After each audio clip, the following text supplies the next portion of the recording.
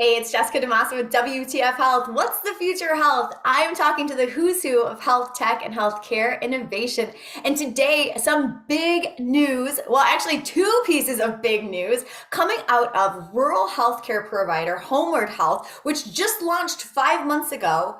Their CEO and co-founder, Dr. Jenny Schneider, is back here to talk to us about the Series B $50 million raise that she has just closed and a massive value-based partnership deal with Priority Health in Michigan, which will give Homeward 30,000 Medicare Advantage members to work with over the next 3 years. Jenny, 5 months in, holy cow, force of nature, what is going on? We've been busy, Jess. We've been busy. I Which can't really, believe this. yeah, it really truly speaks to the need in rural markets for a new and innovative care design and delivery system. So we're really excited to be partnering with Priority Health and really our venture backers as well. So really excited to be where we are. Okay, we are digging into every little bitty bit of this. We're going to start with the raise. So let's talk about that first. So $50 million Series B brings your total up to 70. The folks who are in this, an incredible lineup of investors. So co-led by Arch Venture Partners, Human Capital, General Catalyst, that Ledger A comes back. And I don't know how you managed to do this. You talked, I heard, Lee Shapiro and Glen Tullman into investing personal funds, not seven wire money, but personal funds in this round. So talk to me about the round, because you said you weren't even raising. So what does this indicate about the space that you're in and your potential for growth, especially when we see so many digital health point solutions companies right now kind of failing? Yeah, it's a great question, and maybe where I would start with is, we brought to market an innovative care delivery design for rural healthcare, and as we were doing that, we had a lot of interest, not only from health plans but from other investors as well. As you know, we co-founded the company with Homeward Tunisia and are so grateful to be able to be partnered with venture backers that really care about big, gnarly problems that are going to make a difference in healthcare. And so that's a tenet. And so we were not actively seeking a raise, and yet we were fortunate to be able to have a number of people that we very fundamentally trust and are philosophically aligned to our value proposition around doing something really good in healthcare for people that need it. And so we're delighted to be joined by Arch Venture Partners, Human Capital, and of course, Lee and Glen. But I want to underscore that, our philosophy in starting this business was to partner with people that could help us capitalize the business. And we're committed to a long-term solution for people living in rural parts of America. And so we're really excited, again, with Hemant at the lead here, to be in this group that's now funded to be able to aggressively pursue our solution into additional markets above and beyond where we are today. I mean, and I think too, if you can just say something really quick, Jenny, about the size of the market, because I think people automatically assume rural. There's 1,000 people in rural America. Like, no, there are a lot of people. This is a very big addressable market. Say a little bit about that, because I think, I didn't realize it until you and I started chatting just how big of a population of people this is. It's a really great point, Jess. And so today, 1 in 5 people live in what's designated as a rural market. 1 in 5. And so that's 60 million Americans. And so, I joke all the time when I was at Livongo, people thought diabetes was a massive market, and that was 30 million people. And so we're in rural America, and that's double the size. And yet there's a perception that rural is a couple farmers that live down the road that I haven't met. But at 20% of the US population, it is massively large, right? And even more than that, we know that if you live in an area that's designated as rural, your health outcomes are far worse than if you live somewhere that's urban. So this is the shocking statistic that I can't get out of my head, which is 23% higher mortality if you live in a zip code that's designated as rural. 23%. And so it's not a little broken, it is a massively broken part of our healthcare delivery system. And so we are really excited to enter into that in partnership with Priority for sure, and additional help with our venture backers to tackle what we think will make a big difference in the care delivery for people living in rural America. All right, let's dig into that Priority Health partnership, because I want to fully understand this, because there's a lot of little nuances to it. And so just start out, talk about the partnership. So what does this look like? From what I understand in the press release, 30,000 Medicare beneficiaries over the next 3 years. Keep going. Tell me a little bit more. Yeah, so what I would say is first and foremost, this speaks to health plan is an innovative approach, right? So they're based out of Michigan, Okay. and Michigan has the third largest population of Medicare eligible individuals living in rural markets. Within Michigan, the state of Michigan, Priority Health is partnered with the largest health system delivery, which is Beaumont Spectrum Health and Beaumont Health, a combination. And so they have the largest number of care providers in a state that has massive amounts of population living in rural markets. In fact, half of the counties in Michigan are designated as rural. I didn't even realize that. Right. And so our partnership with somebody who has a strong presence in a rural market speaks to the need and the innovation that we're bringing through that partnership. And so we are coming in and bringing three key components. One is giving care in people's home or in communities. So we have a partnership that we announced with Rite Aid. So we have a mobile van, we can meet people in their home. The second is remote patient monitoring. Because there's a lack of providers in rural markets, we need to enable the services that we have with technology to scale the services, and including, so the third is a telehealth component to that. But the real key here with Priority Health, coupled with the largest health system, is that we can then refer back into that health system for those tertiary components that are of need, and yet we can maintain and extend the services further upfront to provide the primary care so that people are getting the care they need to improve overall clinical quality and decrease cost. Okay. And now put into context where Priority Health fits into this, because this blew my mind. It's in the press release announcing this deal. Is that, okay, so 90, and correct me if I get this wrong, but 90% of people in rural markets who are Medicare beneficiaries or Medicare eligible are covered by 7 different health plans. Is that right? Did I get that right? And That's then, right. okay, and then where does Priority Health fit into this? I mean, knowing now what you said about the fact that they're like the second largest plan in Michigan, and Michigan has the third largest rural Medicare population in the country. So put this all into context first. How big of a deal this is? Yeah, Priority Health, again, is in that top list, right? They are covered an enormous amount of lives. And again, I think it's this combination of their innovation, but because they're anchored in rural America, they really have their finger in their pulse. They're not a national player, right? They're more of a regional player. And so they're able to actually understand what's happening in this rural dominant state of Michigan. And so our partnership with them is incredible in terms of advancing the care delivery system and then integrating back into existing healthcare providers. And I want to point out that we're entering this market not to compete with healthcare providers, but to extend. And we're coming in as an additional provider to help provide more services.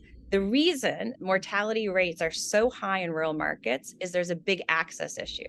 So our goal is not to compete with existing providers, it's to aid and to assist and to use the experience that we have around remote patient monitoring and other technology-enabled services to allow services to scale appropriately.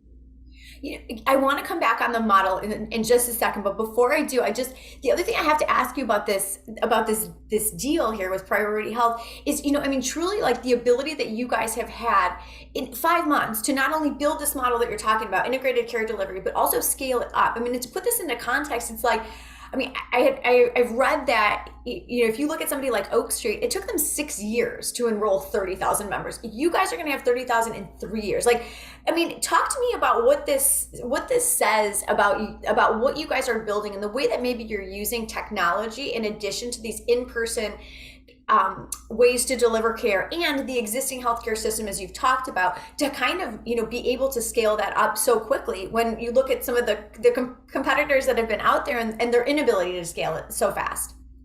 Yeah, I maybe would start by, I think our approach of being able to accelerate faster has a lot to do with the need in the marketplace. And so I think, again, back to healthcare delivery in rural markets is broken differently than healthcare is in urban markets. There is a massive, massive need for a fix. I think that's underscoring the acceleration.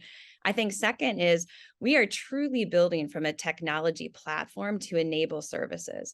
We can't just magically have providers and doctors appear and live in rural markets. That is not our solution.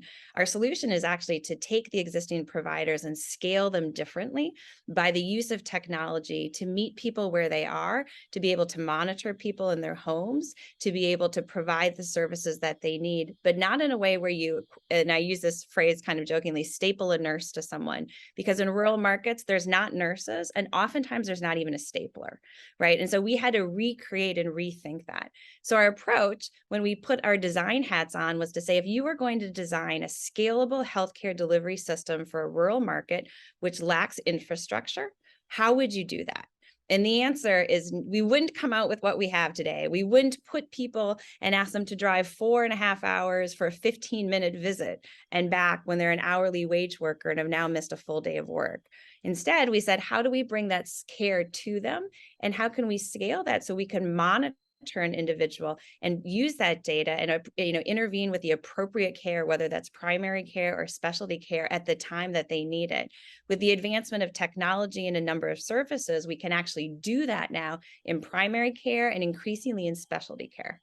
So are you partnered up as far as the health systems are concerned? And I want to hear about the plan side of it in a second. But on the provider side, do you see yourselves as the like almost like the aid in terms of building that tech infrastructure? I mean, I love what you said. It's like it's not like that you can just staple a nurse. They don't even have a stapler. So is this the thing maybe that's been kind of holding care providers back, is that the inability, not that they don't want the tech, but just the know-how and the expertise and the ability to scale that up quickly? Would you say that that's kind of like the special sauce here? That's great. And I think of ourselves as an extension of the health system care provider team. And we do bring with ourselves, our team brings a lot of background and success in technology and technology enabled services. But the difference is that it's integrated throughout. It's not a one service. It's not remote patient monitoring for diabetes or telehealth for X, Y, or Z. It's actually connecting all those pieces across technology enabled services and then integrating back into the health system. I think it's the integration back in and the technology platform across that's a very big differentiator for us. Absolutely. I mean, I think you're spot on that. Tell me about what the plans are saying. So, I mean, obviously this deal with Priority Health, the first really big deal we've got out of you guys from a plan standpoint, but talk to me a little bit more about like what you're hearing from the folks that you're talking to in these health plans, maybe those other big seven that have the 90% of all the rural Medicare population, but how are the plans reacting to this? What kind of feedback are you getting? I think first of all, the feedback has been overwhelmingly positive. Again, that speaks to our Series A, Series B 5 months later and our, growth trajectory. And what we're hearing is, again, just a raw need to be able to service these individuals in a world where there's just not enough people to actually provide the care. So it's, again, building off of that technology platform, but it's also something else. The plans look at this as an ability to deliver and offer attractive Medicare Advantage plans to people in rural markets. We know in rural markets, Medicare Advantage is far underpenetrated relative to urban, and that the biggest reason is that there's not enough providers in the ecosystem. So people fall back. And so coming in as a provider is also a growth engine for the health plans to grow their Medicare Advantage plans. And so it's, maintaining and delivering better clinical outcomes, maintaining costs or reducing costs, and then helping grow their Medicare Advantage plans as well. I love that. I mean, that's really smart. I mean, because they absolutely do love those Medicare Advantage plans. All right, circle back for me, Jenny, to where we started, and let's talk about what's next in terms of like the funding. So, I mean, obviously, lots of work here to do with this Priority Health deal. But what else is after the raise? I mean, I saw geographic expansion was kind of lobbed out there in the press release. Same with increasing the on-the-ground teams, maybe moving into specialty care. What can you tell us? Can you give us any insight on which markets you might be looking at next, or what kinds of specialty care you're looking at bolting on? Well, if I gave it to you all now, you won't invite me back for another interview. So I have to keep that close to my chest. No, I demand 2 pieces of news every single time, and I want them 5 months apart, maybe less. Yeah, what I would say is, what is in front of us is execution. So we are truly heads down, focusing. We've started to see patients. We're in the market. We're delivering clinical care, and there's a lot of us learning and a lot of learning to happen. So we are truly heads down with blinders on to execute. So we're in an execution mode right now. Okay. Yeah. I'm going to start asking the when are you going to IPO question here any second now, Jenny. Fair warning on that one. I knew. All I'm gonna wait till you get to the 6 month mark though, okay? Okay, thank you. You just got this in. You just got this in. Well, thank you so much for stopping by. It's a pleasure to talk to you, and I cannot believe that all of that you guys have accomplished already in the last 5 months. Like, it seems like it was just a second ago that you launched this, and it was such big news with the Series A at the same time, and the group of investors that you brought together. And I think everybody's really excited about the team you're building, and the fact that you're tackling this problem that in healthcare has kind of gone, underserved and unrecognized. So it's super exciting to see you gain so much traction so quickly, and we love hearing about it. Well, thank you. I love having a chance to connect with you. And again, I'm so proud to be able to partner with Priority Health and their innovative approach, and really excited to have some new people, investors, as well as General Catalyst along. And so we're in a really great spot and have a very strong team, a very mission-oriented company. And we're doing work to re-architect the delivery of health and care in partnership with communities everywhere, starting in rural America. I love it. Congratulations again on everything. I mean, try to stay busy as the summer unwinds. Okay. I mean, like, I know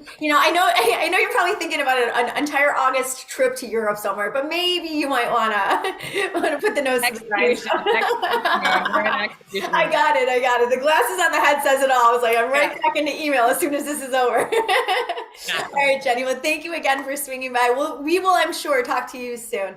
Until then, thanks to everybody for watching. And if you want to catch more interviews with the who's who of health tech as they are changing the way that we do healthcare, head on over to my YouTube channel. That's youtube.com/WTF Health. I'm Jessica DeMassa again. That was Dr. Jenny Schneider, CEO and co-founder of Homeward, talking to us about her 2 big pieces of news. We'll talk to you guys again real soon. Take care.